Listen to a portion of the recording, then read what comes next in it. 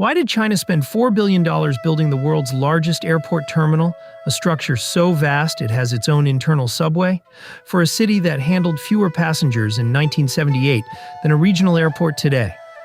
In 1978, Beijing Capital Airport served 500,000 passengers a year.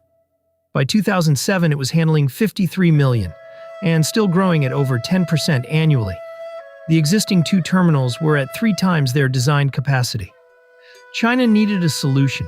It chose something else entirely. It chose a statement. Terminal 3 opened in February 2008, 6 months before the Beijing Olympics. Architect Norman Foster designed it as a single dragon-shaped roof, 1.3 kilometers long, the longest airport terminal on Earth at the time. The roof was painted deep red and saffron yellow on the interior, the colors of Chinese imperial tradition, so that every arriving passenger looked up at the same visual signature. This is China, this is the capital, and we built this in 4 years.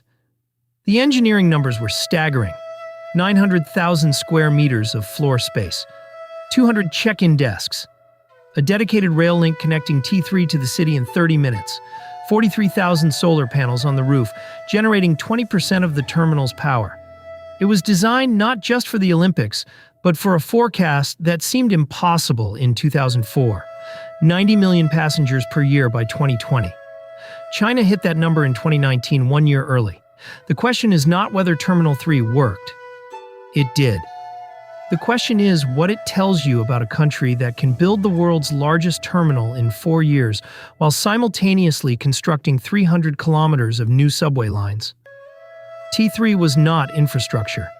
T3 was a proof of concept, and the concept it proved that China could build to any standard at any scale within any deadline became the operating assumption behind every major infrastructure project that followed.